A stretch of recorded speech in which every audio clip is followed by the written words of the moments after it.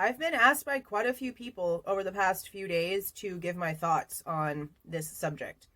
But I have had to take into consideration a lot of new information that we are learning about the way that Adventures with Purpose conducts business when it comes to filming these episodes. So I've taken a few days, but I think I'm ready. Let's go.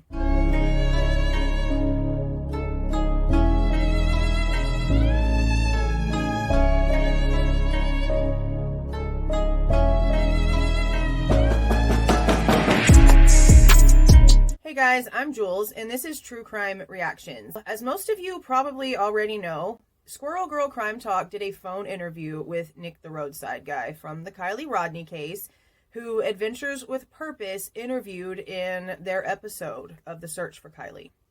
Now, I'm going to say off the bat, I trust that Squirrel Girl vetted this person that she spoke to all the way and verified he was really who he was. Squirrel Girl has done a lot of research and a lot of work trying to figure out what was going on in Kylie's case. She's going to do as much due diligence as she possibly can and vet to make sure this was really Nick. He gives her a lot of oppositional information compared to what Adventures with Purpose gave us in their episode. So I'm going to start this chronologically by the answers that she gave us, and I'm going to have a link to her video in the description box along with a timestamp of where all of the information actually gets started. One of the first things he says is that he never told Adventures with Purpose that the vehicle was in straight up neutral.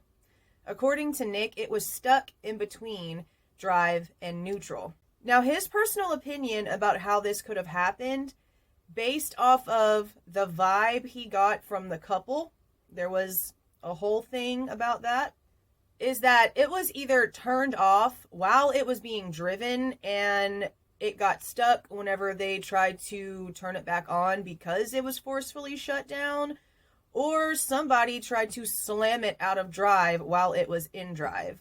Because he also makes the statement that the vehicle wasn't exactly on the side of the road, which is interesting. And I'm sure most of you remember the fact that Doug introduced Nick to us as a long-term member and supporter of Adventures with Purpose. So then explain to me why he calls Doug the bearded guy and has no idea who Jared is. If he was a long-term member and supporter, you would know the names of the people that you're paying money to every month to support their cause. You would know the name of the person's face who is the literal logo of the company who you support monthly. And he doesn't. So if he doesn't even know them by name, why is Doug telling us that he's a long-term supporter? Now, he also brings up the fact that no one from Kylie's family has contacted him about what he's claiming to have seen, which I do find interesting if that's true. I know I would have been wanting to speak to him face to face and have the proof shown to me. But that apparently hasn't happened. All the details that he gives Squirrel Girl are all things that happened prior to actually speaking with Adventures with Purpose. If you had all this information and you wanted to contact the family and you wanted to talk to Lindsay because, in Nick's words, the mom deserves to know what really happened to her daughter, you drive around that area all day long for your work. Why didn't you just go to the campground where the family was staying in a camper during the active searches to stay close to where everything was going? Why didn't you, Nick, just drive out to where the search parties were and speak to the parents or the grandpa or someone there physically? Like, it kind of goes both ways when it comes to the effort put in here, because he could have easily driven to the campground, found out online or where all the information was being spread about where they were all searching for her, and gone and physically talked to them. But then again, Kylie's parents could have attempted to contact him too. So it's kind of strange they haven't had any conversations whatsoever, in my opinion. Now, this is where we get a complete 180 flipped on our heads, because in the Adventures with Purpose video, they make it seem as if by photo identification, Nick was able to verify who the male in the situation was. Wasn't completely sure if it was Kylie or not, but definitely verified that it was her vehicle. But he's telling Squirrel Girl the complete opposite. He is stating He told them he 100% believed that it was Kylie, didn't recognize the guy, only recognized the hat. Those are two completely different things and very important. Verification of that needs to be done somehow, but I just don't think we can verify any of this at this point. This is where it starts to get a little weird, I guess is the word. According to Nick, and I want to reiterate, the things he is telling to Squirrel Girl was prior to his encounter with AWP. According to Nick, two separate law enforcement agencies, meaning a detective or an investigator from two separate agencies, spoke with Nick and verified to him that they had the footage and apparently also verified that it was Kylie on the footage.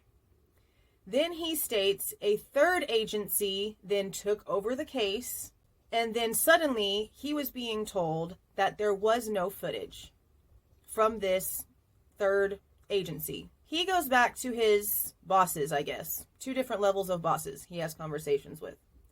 The first one he speaks to not only tells him that there was no footage, but also tells him that he was not at Boca at 11 a.m. on August the 6th at all.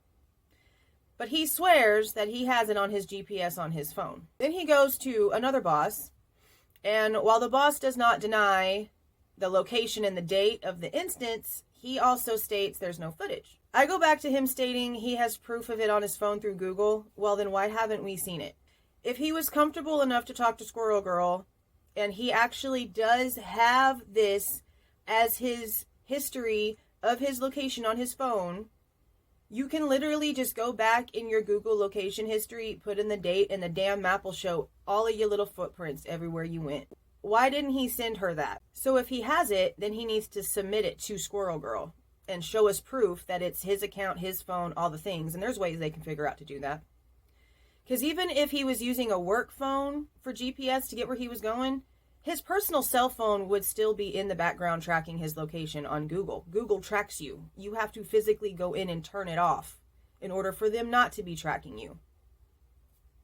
So let's see that. But taking into consideration once again that this apparently all happened prior to Adventures with Purpose getting there. Remember, in the episode, they call and they try to verify that the information that Nick was telling them was actually reported to law enforcement the way Nick had told them that he had reported it to law enforcement, because he did tell them that. And at the time, whoever it was that Doug spoke to, their contact hadn't heard this information. Most of y'all know that I'm still on team foul play when it comes to this, and there's really just nothing that's going to change my mind. Things can be an accident and foul play at the same time. Things can be more than one thing. People and situations can be put into more than just one category. So I don't understand why that is such a hard concept for people to think.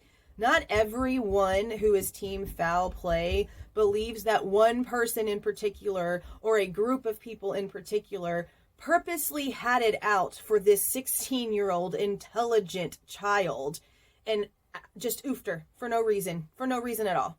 A lot of people like me believe that something accidentally happened and that the foul play part comes in the cover-up, which would be her vehicle in the water.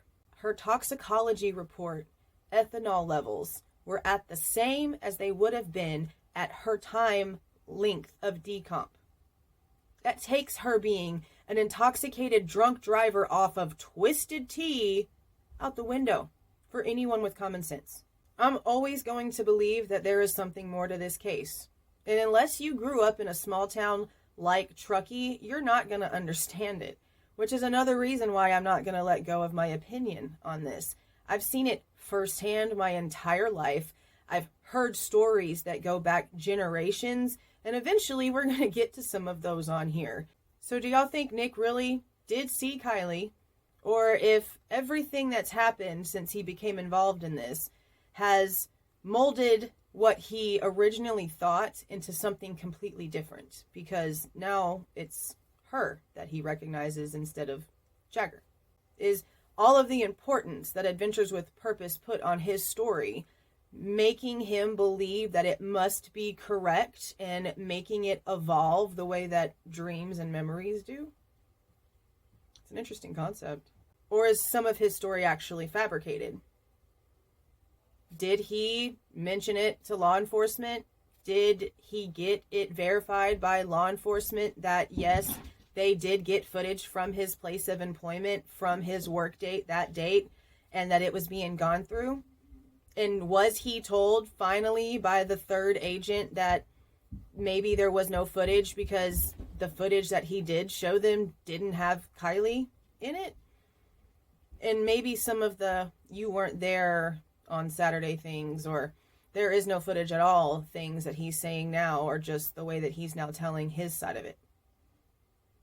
People's brains work strangely, guys. But what are y'all's opinions on this? So is the answer to any questions that we could have from this in all of this unreleased footage that they tricked us into believing actually existed? Or does it actually exist and they're just being cowards? Or were they just liars? I mean, none of those options are good. They all suck.